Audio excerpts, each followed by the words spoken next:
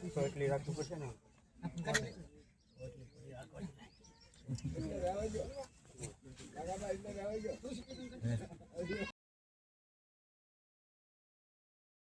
YouTube family કેમ છો? બધા મજામાં છો? આપણા વિડીયો જોતા એટલે બધા મજામાં જ હોય. તો આજે છે હવાળા, એટલે અમે હવાળાની રાખી દીધેલો. 5 જમણ થઈ ગયા.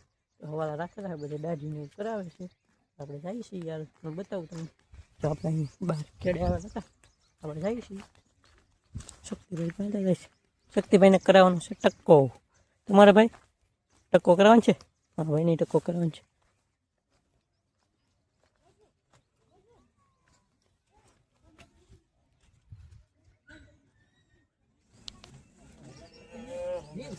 તો એટલી રાખવું પડશે ને.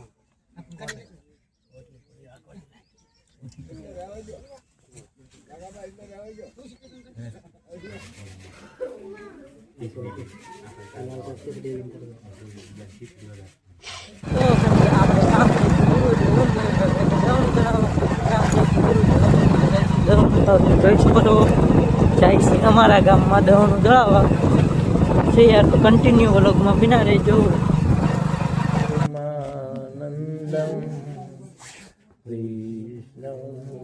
વંદે જગદ્ગુરુ ગુરુ બ્રહ્મા ગુરુ વિષ્ણુ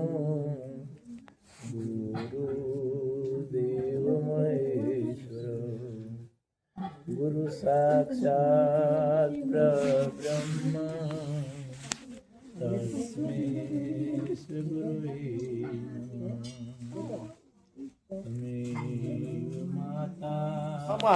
યજ્ઞ સરે અથવા વિષ્ણુ ભક્તોને આપણે ગીતા પાઠ કરનાર અવશ્ય મોક્ષ પદને પ્રાપ્ત કરે છે. જે શ્રદ્ધાથી ગીતાનો પાઠ અથવા દરરોજ શ્રવણ કરે તેને દક્ષિણા સહિત અશ્વમેઘ યજ્ઞનું ફળ મળે. જો આ કાલ કીધું ને કે અશ્વમેઘ યજ્ઞ તો એક નાનો કહેવાય. અશ્વમેઘ યજ્ઞ બહુ તો ઇન્દ્રાસન સુધી આપણને મોકલી દે. આગળ નહીં તો ઇન્દ્રાસનમાં તપ પૂરું થઈને પાછો. પણ હું તો એક કહું કે એને વૈકુંઠ મળે. વૈકુંઠ મળે તેને ફરી આ સંસારમાં જન્મવું નથી પડતું. માત્ર અવિરત ન્યાસ વાસ મળે છે. તો અને વાત હાજી કે આપણા ધર્મની અંદર ગીતા મુક્તિદાતા છે. આમાં દાખલા આવે ને હવે નથી લેતો, નકર ગીતાજીના પ્રતાપે કઈ રીતે પહેલે દિવસે મેં કીધું ને કે ભાઈ સીધો મોટા ભાઈ ઘેરે પગે. પણ નહીં, કાને સાંભળેલું પણ ખોટું હોઈ શકે, નજરે જોયેલું પણ ખોટું હોઈ શકે. એનો એ પાછો મોટા બધો કાન કાબુમાં હોય, મનની કાબુમાં હોય તો નિર્ણય ન કરે. સીધો મોટા બેન ઘેરે જઈને કે ભાઈ આ ફલાણા ભાઈ તમારી ઘરે બેહવા આવ્યા ને તમે મારું આવું કીધું.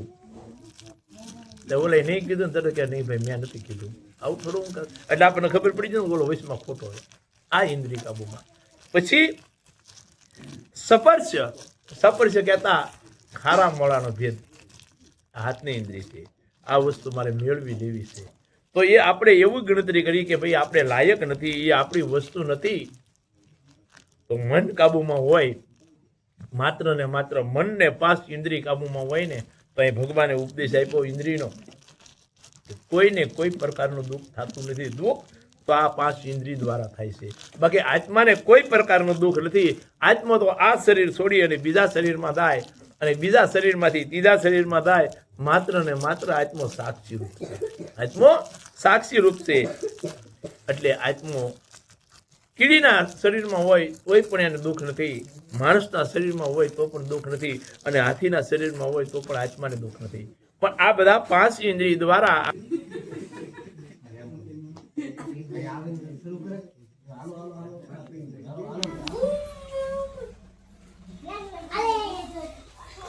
તો યાર આજ તો આપણે કંઈ ટાઈમ હતો નહીં વ્લોગ ઉતારવાનો, કેમ કે બનતા બધું જોબ કરતો તો આ બધું બેસવાનું પાછળ દીધું છે. હમણાં માણસો આવશે બેસવા તો યાર પાછું વ્લોગ સ્ટાર્ટ કરશું. અને છોકરા બધા રમે છે.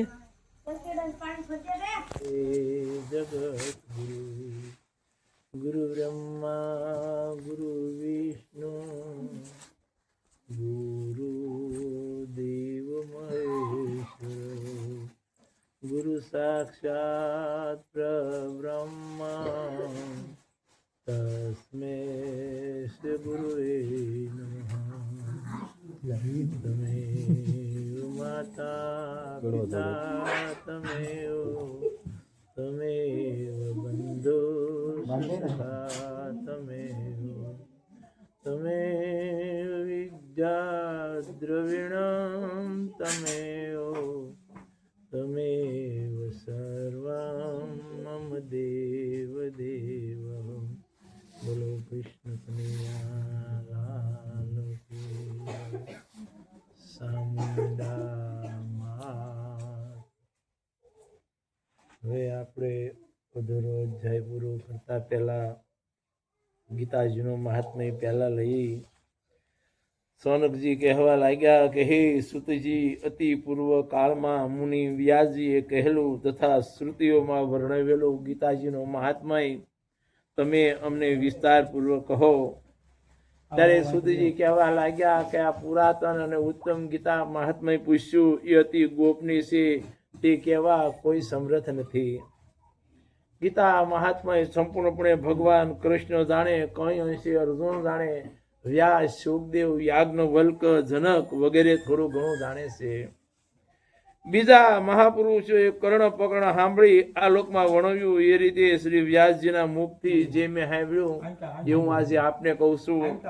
જે આપવા ભગવાન વિષ્ણુના શ્રી મુખ કમળમાંથી પ્રગટ થયેલી શ્રી ગીતાજી સારી રીતે ગાવા અને મનન કરવા યોગ્ય છે. બીજા શાસ્ત્રના સંગ્રહનો શું અર્થ? ગીતા ધર્મમય છે, સર્વજ્ઞાનની પ્રકાશક છે, સર્વ શાસ્ત્રમય છે. માટે લાઈક શેર ને સબસ્ક્રાઇબ કરવાનું ભૂલતા નહીં.